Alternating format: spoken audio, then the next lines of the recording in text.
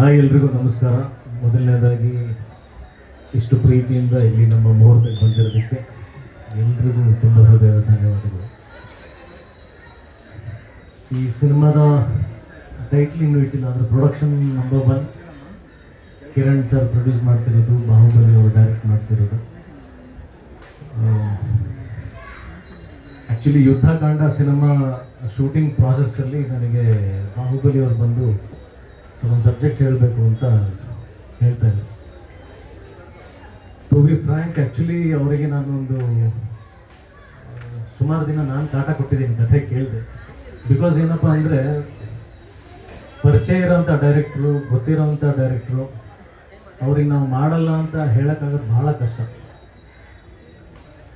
ಮಾಡೋಕ್ಕಾಗಲ್ಲ ಅನ್ನೋ ವಿಷಯ ಏನಪ್ಪ ಅಂತಂದರೆ ಅವ್ರ ಮೇಲೆ ನಂಬಿಕೆ ಇಲ್ಲ ಅಂತಲ್ಲ. ಬಿಕಾಸ್ ಅವರು ಅಸೋಸಿಯೇಟಾಗಿ ವರ್ಕ್ ಮಾಡಿದ್ದು ನೋಡಿದ್ದೀನಿ, ಸಿಕ್ಕಾಪಟ್ಟೆ ಟ್ಯಾಲೆಂಟೆಡ್ಡು, ಸಿಕ್ಕಾಪಟ್ಟೆ ಹಾರ್ಡ್ ವರ್ಕರು, ಸಿಕ್ಕಾಪಟ್ಟೆ ಪ್ಯಾಷನೇಟ್ ಆಗಿರೋಂಥ ವ್ಯಕ್ತಿ. ಸಿನಿಮಾ ಸಿನಿಮಾ ಸಿನಿಮಾ ಅಂತಲೇ ಇಷ್ಟು ವರ್ಷ ಓಡಾಡ್ಕೊಂಡಿದ್ದಂಥ ವ್ಯಕ್ತಿ.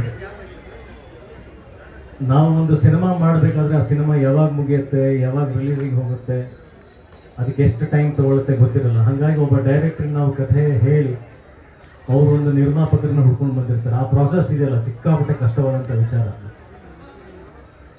ಆ್ಯಸ್ ಎ ಹೀರೋ ನಮಗೂ ಸಾಕಷ್ಟು ಇನ್ಸೆಕ್ಯೂರಿಟಿಗಳು ಇರ್ತವೆ. ತುಂಬ ಪ್ಯಾಷನೇಟ್ ಆಗಿರೋ ಡೈರೆಕ್ಟ್ರು ಅವ್ರ ಕಥೆ ನಮಗೆ ಇಷ್ಟ ಆಗಿಬಿಟ್ರೆ, ಒಂದು ವೇಳೆ ಅದಕ್ಕೆ ಸೂಕ್ತವಾದಂಥ ನಿರ್ಮಾಪಕರು ಇಲ್ಲದೆ ಇದ್ದಾಗ ಅದನ್ನು ಅವ್ರಿಗೆ ಹೆಂಗೆ ತಿಳಿಸೋದು? ಬಿಕಾಸ್ ಒಂದು ಮಗು ಥರ ಇರ್ತಾರೆ ಯಾವಾಗಲೂ ಡೈರೆಕ್ಟ್ರು.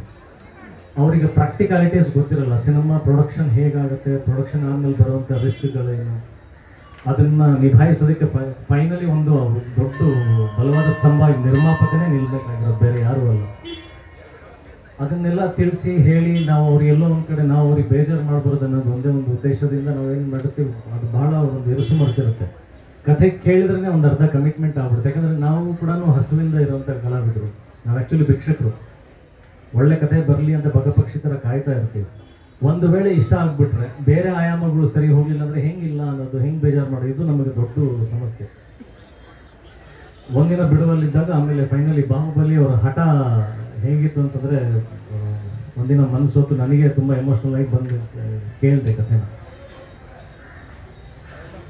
ನಾನು ಆಗಲೇ ಅಂದ್ಕೊಂಡು ನನಗೆ ಸಿಕ್ಕಾಪಟ್ಟೆ ಇಷ್ಟ ಆಗೋಯ್ತು. ಸಿಕ್ಕಾಪಟ್ಟೆ ಇಷ್ಟ ಆಗೋಯ್ತು. ಅಂದರೆ ನಾನು ಯುದ್ಧಕಾಂಡ ಓಕೆ ಹಿಂಗಾಗುತ್ತೆ, ನನ್ನ ಕ್ಯಾರೆಕ್ಟರ್ ಈ ಥರ ಜನ ಇಷ್ಟಪಡ್ತಾರೆ, ಇದಾದಮೇಲೆ ಯಾವ ಥರ ಸಿನಿಮಾ ಮಾಡ್ತೀವಿ, ಒಂದು ಕನ್ಸ್ಟ್ರಕ್ಷನ್ ಲೆವೆಲಲ್ಲಿ ಇರ್ತೀವಿ, ಅದು ಬಯಸದೆ ಬಂದ ಭಾಗ್ಯ ಥರ.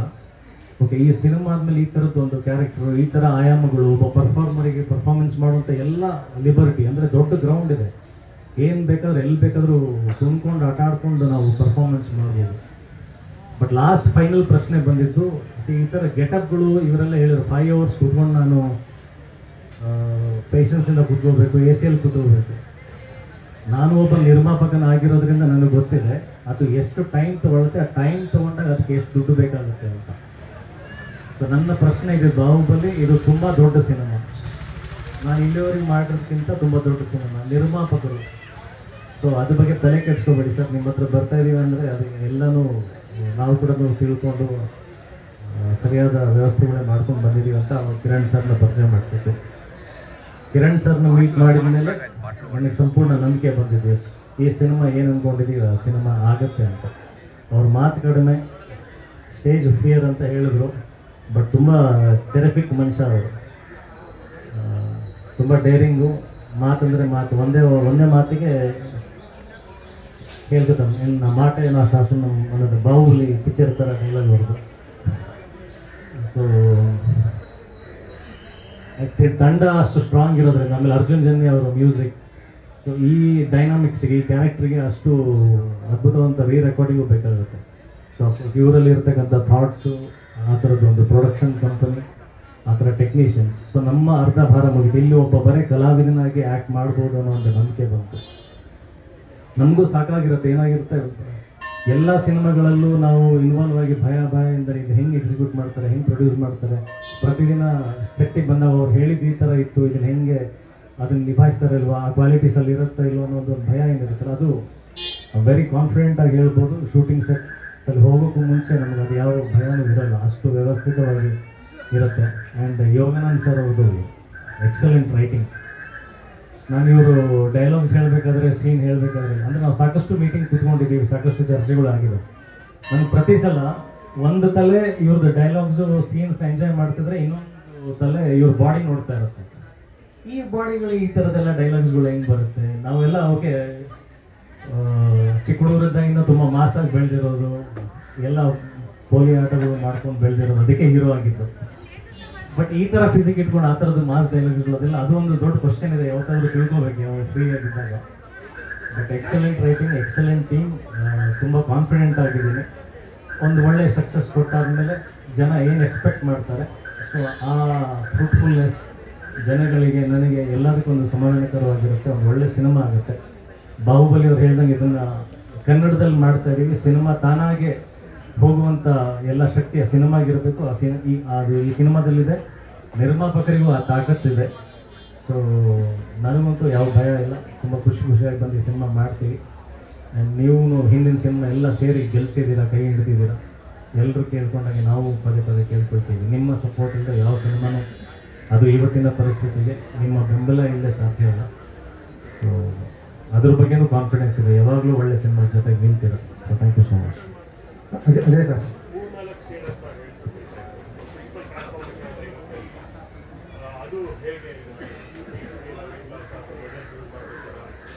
ಒಂದು ಮಸಲ್ ಅಂದ್ರೆ ನಾನು ಬಾಡಿ ಬಿಲ್ಡರ್ ಥರ ಅಲ್ಲ, ಒಂದು ಫಿಟ್ನೆಸ್ ಬೇಕಾಗುತ್ತೆ. ಒಂದು ನಾರ್ಮಲ್ ಹುಡುಗನ ಥರ ಇರೋದು ಬೇಕಾಗಿರುತ್ತೆ. ಅಂದರೆ ಫ್ಯಾಮಿಲಿ ಅಂತಂದಾಗ when it's A family cinema, ನೀವು ಅಜಯ್ ರಾವ್ನ ಇಟ್ಕೊಂಡಾಗ ಯಾವಾಗಲೂ ನಾನು ಬಾಯ್ ನೆಕ್ಸ್ಟ್ ಡೋರ್, ಪಕ್ಕದ ಮನೆ ಹುಡುಗ, ನಮ್ಮ ಮನೆ ಹುಡುಗ, ಆ ಏನಂತಾರೆ ಒಂದು ಬಾಂಧವ್ಯ ಏನಿದೆ ಆಡಿಯನ್ಸಿಗೆ, ಓಕೆ ಇದು ನಾನು ನಮ್ಮ ಅದನ್ನು ಬಿಟ್ಟು ಎಲ್ಲೂ ಹೋಗಲ್ಲ. ಈಗ ನಾನು ಫಿಟ್ನೆಸ್ ಬರೋದಕ್ಕೂ ಅದಕ್ಕೊಂದು ಕಾರಣ ಇದೆ ಸಿನಿಮಾದಲ್ಲಿ, ಯಾಕೆ ಬರಬೇಕು ಅನ್ನೋದು. ಬಿಕಾಸ್ ಅದೊಂದು ಆ್ಯಕ್ಷನ್ ರಿಲೇಟಿವ್ ಆಗಿ ಹೋಗುವಂಥ ಟ್ರಾನ್ಸಿಷನ್ ಇರೋದ್ರಿಂದ ಒಂದು ಯುವಕ ಮನೆಯಲ್ಲಿ ಒಂದು ಚಾಲೆಂಜ್ ತೊಗೊಂಡು ಅವನಿಗೆ ಒಂದು ಫಿಟ್ನೆಸ್ ಬೇಕು, ಏನೋ ಒಂದು ಸಾಧನೆ ಮಾಡಬೇಕಂತ ಹೊರಟಾಗ ಅವ್ನು ಏನು ಮಾಡ್ತಾನೆ, ಆ ಫಿಟ್ನೆಸ್ ನಾನು ಹೇಳ್ತಾ ಇರೋದು. ಸೊ ಆ ಟ್ರಾನ್ಸಿಷನ್ಸ್ ಎಲ್ಲ ಮಾಡ್ತೀವಿ. ಸೊ ಅದ್ರ ಹಂತವಾಗಿಯೇ ಯಾವ ಶೆಡ್ಯೂಲ್ ಯಾವಾಗ ಮಾಡ್ತೀವಿ, ಸೊ ಆ ಬಾಡಿ ಟ್ರಾನ್ಸಿಷನ್ ಆದಮೇಲೆ ಆ ಶೆಡ್ಯೂಲ್ ಯಾವಾಗ ಮಾಡ್ತೀವಿ, ಸೊ ಆ ಥರದ ಪ್ಲ್ಯಾನಿಂಗ್ಸಲ್ಲಿ ಹೋಗ್ತೀವಿ. ಆ್ಯಂಡ್ ನನಗೂ ಪರ್ಸ್ನಲಿ ಅದು ಮಜಾ ಸಿಗುತ್ತೆ. ಆ ಥರದ್ದು ಏನಾದರೂ ಒಂದು ಕೃಷಿ ಮಾಡ್ತಾ ಇರಬೇಕು, ಅದ್ರಲ್ಲಿ ರಿಸರ್ಚ್ ಮಾಡ್ತಾ ಇರಬೇಕು, ಏನೋ ಒಂದು ನಾವು ಕಲಿಯೋದಕ್ಕೆ ಸಿಗುತ್ತೆ.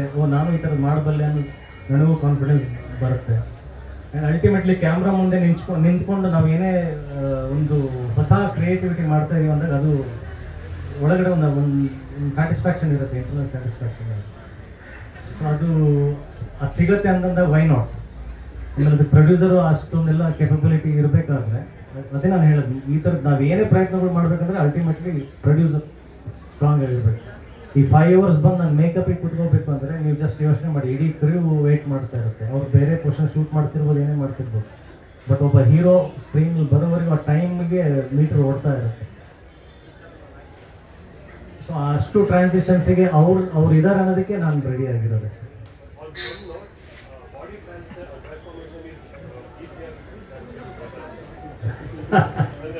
ಇಲ್ಲ, C nothing is easier, nothing is tough. It is just fun. ನೀವು ಫನ್ ನೋಟಲ್ಲಿ ಕೇಳಿದ್ರಲ್ಲ, the answer it self is fun. When we enjoy hour work, ನಮ್ಗೆ ಆ ವರ್ಕ್ ಕೆಲಸ ಮಾಡೋದ್ರಲ್ಲಿ ಫನ್ ಅನ್ಸಿದಾಗ ಅದು ಕಷ್ಟನೂ ಅಲ್ಲ, ಈಸಿನೂ ಅಲ್ಲ. It is just fun. V enjoy it. Sir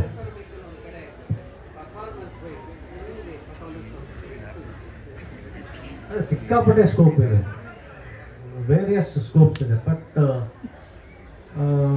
ಈಗ ಒಬ್ಬ ಪರ್ಫಾರ್ಮರ್ ತನ್ನ ಪರ್ಫಾರ್ಮೆನ್ಸ್ ತೋರಿಸೋದಕ್ಕೆ ಸ್ಕೋಪ್ ಇದೆ ಅಂದರೆ ಅಲ್ಲಿ ಒಬ್ಬ ಕ್ಯಾಮ್ರಾಮ್ಯಾನಿಗೂ ಸ್ಕೋಪ್ ಇದೆ, ಮ್ಯೂಸಿಕ್ ಡೈರೆಕ್ಟರ್ಗೂ ಸ್ಕೋಪ್ ಇದೆ, ಡೈರೆಕ್ಟರ್ಗೂ ಸ್ಕೋಪ್ ಇದೆ. ಎಲ್ಲ ಆಟೋಮೆಟಿಕ್ಲಿ ಎಲ್ಲರಿಗೂ ಸ್ಕೋಪ್ ಇರೋದ್ರಿಂದ ಒಬ್ಬ ಪರ್ಫಾರ್ಮರ್ಗೆ ಸ್ಕೋಪ್ ಬರೋಕ್ಕೆ ಸಾಧ್ಯ. Sir lot of dimensions.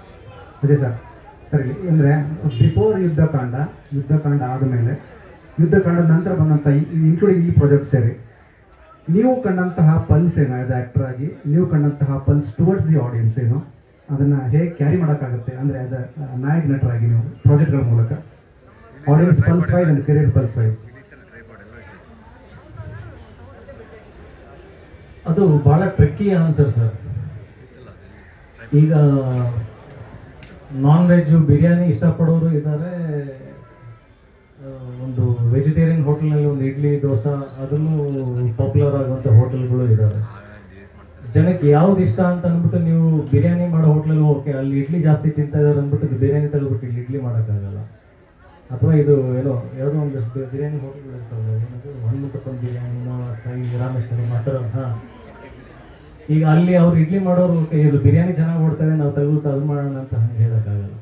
ನಾನು ಯಾವುದ್ರಲ್ಲಿ ಎಕ್ಸ್ಪರ್ಟು ಅದನ್ನು ನಾನು ಮನಸ್ಪೂರ್ವಕವಾಗಿ ಮಾಡಿದರೆ ಅದಕ್ಕೆ ಅಂತಲೇ ಒಂದು ಕಸ್ಟಮರ್ಸ್ ಇರ್ತಾರೆ.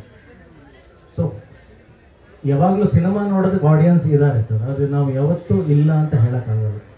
ದೇರ್ ಆರ್ ಆಲ್ವೇಸ್ ಅಂದರೆ ಹಂಗ್ರಿ ಆಡಿಯನ್ಸ್ ಫಾರ್ ಎಂಟರ್ಟೈನ್ಮೆಂಟ್. ಒಳ್ಳೆ ಸಿನಿಮಾ ನೋಡಬೇಕು, ಯಾವುದೋ ಕಾರಣ ಕೆಲವೊಬ್ರು ಎಂಟರ್ಟೈನ್ಮೆಂಟಿಗೆ ನೋಡ್ಬೋದು, ಕೆಲವೊಬ್ರು ಮೊರಾಲಿಟೀಸ್ ನೋಡ್ಬೋದು, ಬೇರೆ ಬೇರೆ ಥರದ್ದು ಕ್ಯಾಟಗರೀಸ್ ಇರ್ಬೋದು. ಬಟ್ ಸಿನಿಮಾ ನೋಡೋದಕ್ಕಂತ ಆಡಿಯನ್ಸ್ ಇರೋದಂತೂ ಖಚಿತ. ಅದು ಯಾವ ಪ್ಲ್ಯಾಟ್ಫಾರ್ಮಲ್ಲಿ ನೋಡ್ತಾರೋ ಬಿಡ್ತಾರೋ ಟ್ರೆಂಡ್ ತಕ್ಕಂತ ಗೊತ್ತಿಲ್ಲ. ಬಟ್ ನನ್ನ ಸ್ಟ್ರೆಂತ್ ಏನು, ನಾನು ಏನು ಮಾಡಬಲ್ಲೆ, ನಾನು ಯಾವುದ್ರಲ್ಲಿ ಎಕ್ಸ್ಪರ್ಟ್ ಇದ್ದೀನಿ ಅದರಲ್ಲೇ ಇನ್ನೊಂಚೂರು ನಾನು ಡೆವಲಪ್ಮೆಂಟ್ ಮಾಡಿಕೊಂಡು ನನಗೆ ಇಷ್ಟ ಆಗಿದ್ದನ್ನು ನಾನು ಆನೆಸ್ಟಿಯಾಗಿ ಮಾಡಬೇಕಷ್ಟೇ. ಅಷ್ಟೇ ಅದರದ್ದು ಆನ್ಸರ್. ಈಗ ಆ್ಯಕ್ಷನ್ ಮಾಡೋದಕ್ಕೂ ಒಬ್ಬ ಹೀರೋ ಇದ್ದಾನೆ, ಸೆಂಟಿಮೆಂಟ್ ಮಾಡೋದಕ್ಕೂ ಒಬ್ಬ ಹೀರೋ ಇದ್ದಾನೆ, ರೊಮ್ಯಾನ್ಸಿಗೂ ಒಬ್ಬ ಹೀರೋ, ಅವ್ರವ್ರದ್ದೇ ಆದಂಥ ಸ್ಟ್ರೆಂತ್ಗಳಿದ್ದಾವೆ. ಸೊ ಇದು ಜಸ್ಟ್ ಲೈಕ್ ಬೇರೆ ಬೇರೆ ಹೋಟೆಲ್ಸ್ ಥರ we are catering different menu. ಎಲ್ಲದಕ್ಕೂ ಇದ್ದಾರೆ ಪ್ರೇಕ್ಷಕರು. ಇದು ಮೂಡು ಸ್ವಲ್ಪ ಚೇಂಜ್ ಆದರೆ ಅದನ್ನ ತಿನ್ನೋಣ ಅನ್ನೋರು ಇದ್ದಾರೆ. ಸೊ ಆ ಥರ ಇದೆ. ಬಟ್ ನನಗೇನು ಇಷ್ಟ, ನಾನು ಯಾವುದ್ರಲ್ಲಿ ಎಕ್ಸ್ಪರ್ಟ್ ಶ್ರದ್ಧೆಯಿಂದ ಅದನ್ನು ಮಾಡಬೇಕಷ್ಟೇ. ಸರ್,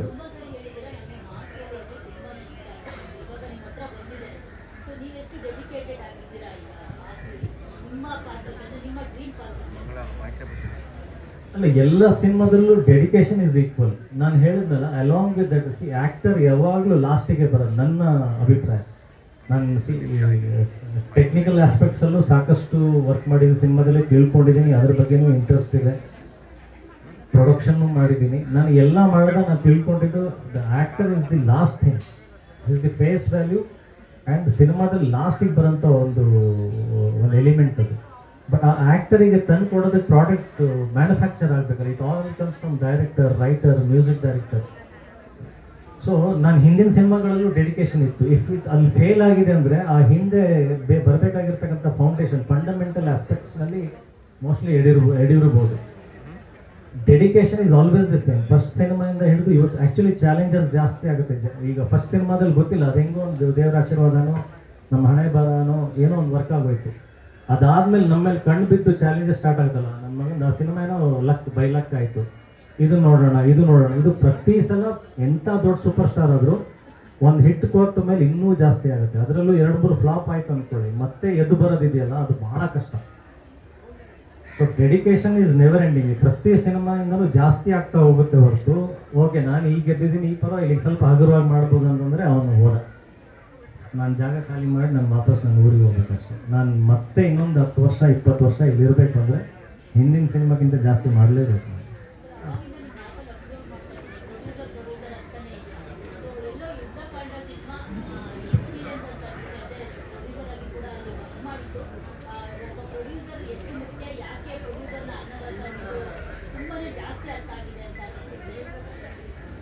ಇಲ್ಲ, ಅದು ಫಸ್ಟ್ ಸಿನಿಮಾಯಿಂದನೂ ಗೊತ್ತಿರೋಂಥ ವಿಚಾರನೇ.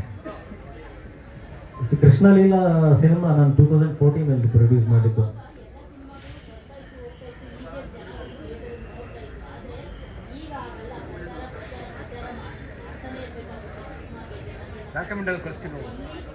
ಹೌದು ಹೌದು ಹೌದು ಹೌದು 100%. ಇವಾಗ ಅಂದರೆ final challenge for the producer is very huge, not an easy task. ನಾನು ಎಲ್ರಿಗೂ ಅದೇ ಹೇಳ್ತೀನಿ, ಯಾರೇ ಸಿನಿಮಾ ಪ್ರೊಡ್ಯೂಸ್ ಮಾಡೋಕ್ಕೆ ಬಂದರೆ ನೀವು ದಯವಿಟ್ಟು ಮಾನಸಿಕವಾಗಿ ಮತ್ತು ಆರ್ಥಿಕವಾಗಿ ಸ್ಟ್ರಾಂಗ್ ಇಲ್ಲಾಂದರೆ ದಯವಿಟ್ಟು ಸಿನಿಮಾ ಮಾಡೋಕ್ಕೆ ಬರಬೇಡಿ. It is a clear statement. ಇವತ್ತಿನ ಪರಿಸ್ಥಿತಿ ನೀವು ಹೇಳಿದ್ದು 100% ನಿಜ. ಫೈನಲಿ ಒಬ್ಬ ಪ್ರೊಡ್ಯೂಸರ್ ಲಾಸ್ಟ್ ಮೂಮೆಂಟ್ವರೆಗೂ ಒಬ್ಬ ಹೀರೋ ಆಗಿ ಮೇನ್ ವಾರಿಯರ್ ಆಗಿ ಅವ್ನು ಕ್ಯಾಪ್ಟನ್ ಥರ ಇವತ್ತು ನಿಲ್ಲಬೇಕಾದಂಥ ಪರಿಸ್ಥಿತಿ ಬಂದಿದೆ. ಹಂಗಿದ್ರೆ ಮಾತ್ರ ಒಂದು ಸಿನಿಮಾ ಆಗೋಕ್ಕೆ ಸಾಧ್ಯ. That is 100% true, no doubt. Ajay sir,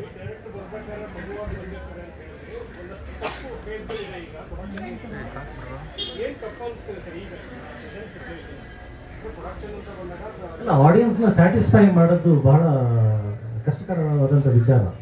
because ಇವತ್ತು ನೀವು ನಾನು ಸೋಷಿಯಲ್ ಮೀಡಿಯಾದಲ್ಲಿ ನೋಡ್ತಾ ಇದ್ರೆ ನಿಮಗೆ ಇವತ್ತು AI ಟೂಲ್ಸ್ ಆಗಲಿ, ಮೊಬೈಲ್ನಲ್ಲೇ ನೀವು ಎಡಿಟ್ ಮಾಡ್ಬೋದು, ಸಾಕಷ್ಟು technology. It is very handy. ಪ್ರತಿಯೊಬ್ಬರು, ನನಗೆ ಗೊತ್ತಿಲ್ಲ, ಈಗ ಎದುರುಗಡೆ ಕೂತ್ಕೊಂಡ್ರೆ ಒಬ್ಬ ಚಿಕ್ಕ ಹುಡುಗ, ಒಬ್ಬ 15 ವರ್ಷದ ಹುಡುಗ ನನಗಿಂತ ಜಾಸ್ತಿ ನಾಲೆಜ್ ಇರುತ್ತೆ ಅವನಿಗೆ. ಅವನನ್ನು ನಾನು ಹೆಂಗೆ ಸ್ಯಾಟಿಸ್ಫೈ ಮಾಡಬೇಕು? ನೀವು ನಂಬಲ್ಲ, ಇಡೀ ದಿನ ನಾನು ಬರೀ ಈ ಟೆಕ್ನಾಲಜಿ ಸ್ಟಡಿ ಮಾಡಿದ್ರಲ್ಲೇ ನಂದು ದಿನ ಕಳೆದು ಹೋಗ್ತಿರ್ತೀನಿ. ಯಾರ ಹತ್ರ ಮಾತಾಡ್ತಿರ್ತೀನಿ, ಏನೋ ಮಾಡ್ತೀನಿ, ಟೈಮ್ ಸಿಕ್ಕಾಗೆಲ್ಲ ಟೆಕ್ನಾಲಜೀಸ್ ನೋಡ್ತಾ ಇರ್ತೀನಿ. ಚಿಕ್ಕ ಚಿಕ್ಕ ಹುಡುಗರು, ನಮ್ಮ ಅಣ್ಣನ ಮಕ್ಕಳು ಇದ್ದಾರೆ, ಅವ್ರು ಎಷ್ಟು ಅಡ್ವಾನ್ಸ್ಡ್ ಇದ್ದಾರೆ ಅಂದರೆ ಅವ್ರನ್ನ ಫೋನ್ ಮಾಡಿ, ಚಾಚಾ ಇದು ಹಿಂಗಲ್ಲ ಹಿಂಗೆ ಆ ಥರ ನೀವು ಇದು ಮಾಡಿದ್ರಲ್ಲ, ಇದನ್ನು you could have use this CG, this kind of things and you could little lower the angle ಅಂತ ಹೇಳ್ತಾರೆ. ಅವ್ನು ಸಾಫ್ಟ್ವೇರ್ ಓದ್ತಾ ಇರೋದು, ಬಟ್ ಅವನಿಗೆ ಈ ಐಡಿಯಾ ಇದೆ. ನೀ ಎಲ್ಲಿ ನೋಡಿದ್ದೆ ಅಂತಂದರೆ ಅವ್ನು ಯಾವುದಾದ್ರು ಇಂಗ್ಲೀಷ್ ಮೂವೀಸ್ಗಳು ರೆಫರೆನ್ಸ್ ಹೇಳ್ತಾನೆ, ಅಂದರೆ ಅವ್ರಿಗೆ ಅಷ್ಟು ತಲೆಯಲ್ಲಿ ಕುತ್ಕೊಂಡ್ಬಿಟ್ಟಿದೆ. ಕಷ್ಟ ಇರೋದು ಇವತ್ತಿನ ಯೂತ್ಸಿಗೆ ನಾವು ಓವರ್ಟೇಕ್ ಮಾಡೋದಿದೆಯಲ್ಲ, ದಟ್ ಥಿಂಗ್ ಇಸ್ ಚಾಲೆಂಜಿಂಗ್. ಯಾಕಂದ್ರೆ ನಾವು ಈ ಸಿನಿಮಾ ಮಾಡಿ ಇವರು ಕಥೆ ನಾನು ಹೇಳಿದ್ದು ಯುದ್ಧಕಾಂಡ ಮಾಡೋ ಟೈಮಲ್ಲಿ ನಂಗೆ ಹೇಳಿದರು, ಇವ್ರು ಹೇಳಿದ್ರು ಕಥೆ ಡಿಸ್ಕಸ್ ಮಾಡಿ ಮುಗಿಸೋಷ್ಟರಲ್ಲಿ ಒಂದು ಬಿಲ್ಡಿಂಗೇ ಬಂದ್ಬಿಡ್ತು. ನಾವು ಇನ್ನು ಬಟ್ ಅದೇ ಕಥೆಯಲ್ಲಿ ವರ್ಕ್ ಮಾಡ್ತಾ ಇದ್ದೀವಿ. ಅದು ಶೂಟಿಂಗ್ ಆಗಿ ರಿಲೀಸ್ ಆಗೋಷ್ಟರಲ್ಲಿ ಇನ್ನೇನೇನು ಯಾರ್ಯಾರು ಡೆವಲಪ್ಮೆಂಟ್ ಆಗಿರ್ತಾರೋ, ಏನೇನು ಟೆಕ್ನಾಲಜಿ ಬಂದಿರ್ತಾವೆ, ಅವತ್ತು we should be lucky enough. ನಾವು ಅನ್ನೋದಕ್ಕಿಂತ mostly the producer should be lucky enough. ಇಲ್ಲಿ ಟ್ರಾವೆಲ್ ಮಾಡಿ ಇಲ್ಲಿ ಮಾಡೋಷ್ಟರಲ್ಲಿ ಅವ್ನು ಅಲ್ಲಿ ಹೋಗಿರ್ತಾನೆ. That is the most challenging. Sir Yuddhakaanda cinema